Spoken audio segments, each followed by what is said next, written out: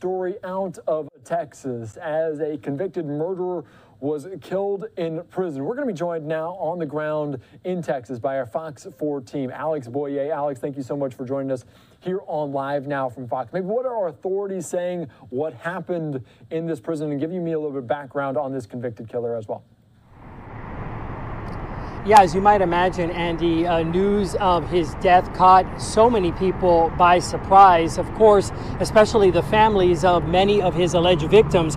You know, I spoke to some of them this morning, and they say that they're really still processing this news. They don't believe that it's real. Most were actually asleep this morning, they say, when they got a call from the Dallas County District Attorney letting them know that Billy Chemirmir had been killed in jail by his cellmate.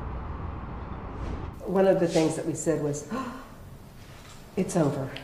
Relatives of some of Billy Chemirmir's alleged victims gathered on Tuesday to process the news of his death at the hands of another inmate. At least as far as Chemirmir is concerned, he is over and done with. Early Tuesday, officials with the Texas Department of Criminal Justice found Chemirmir dead in his cell at the Caulfield unit in Tennessee Colony in East Texas near Palestine. A spokesperson said the killer was Chemirmir's cellmate, who is serving a sentence for murder out of Harris County. He may say, I was defending myself. We asked longtime criminal defense attorney Toby Shook for some insight with limited details coming from state prison officials. Chemirmir was convicted for 2 murders in Dallas County, 81-year-old Lou Harris and 87-year-old Mary Brooks. Prosecutors secured 2 life sentences without parole as insurance if one happened to be thrown out on appeal. Many other murder cases were pending, 22 in all in Dallas and Collin counties between 2016 and 2018. The families we talked to are among those the 50-year-old accused serial killer was never set to stand trial for. My mother died in fear. This man did not have a peaceful passing. There is some relief in feeling that he didn't get off easily. It is unclear how Chemirmir died, if any contraband weapon was involved, and whether there was proper supervision. A TDCJ spokesperson says the Office of Inspector General will handle the investigation. First, they'll do a criminal investigation to see if they have enough evidence to charge their suspect. If so, Shook says there is a special prosecution unit that handles these types of cases. Plus, they'll do, I'm sure, an investigation if there are any breakdowns in how they were monitored. But despite their best efforts, when you have a much higher ratio of inmates to guards, things will always happen.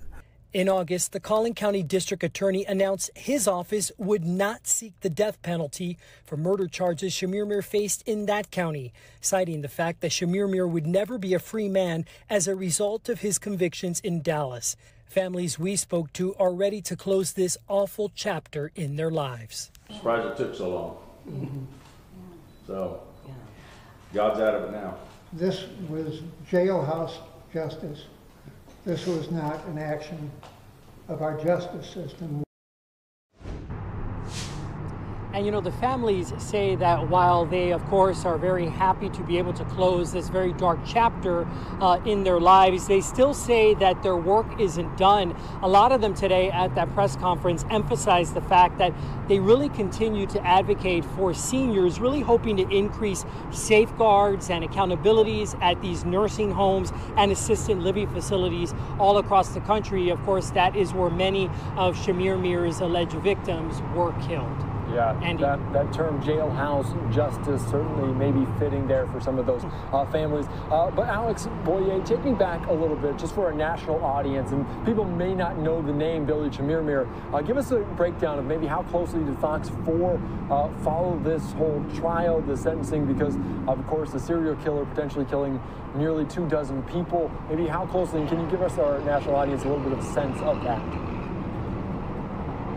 Yeah, of course. So he's accused of killing, as you mentioned, about 22, they believe, different senior citizens here in the North Texas area between the years of 2016 and 2018. A lot of this came to light only after one of his victims was actually someone who survived an encounter with him and then was able to then go to police and say, hey, this man knocked on my door. He was posing as a maintenance man. She let him in. He immediately told her to get on the bed and not fight him, and got a pillow and tried to smother her to death.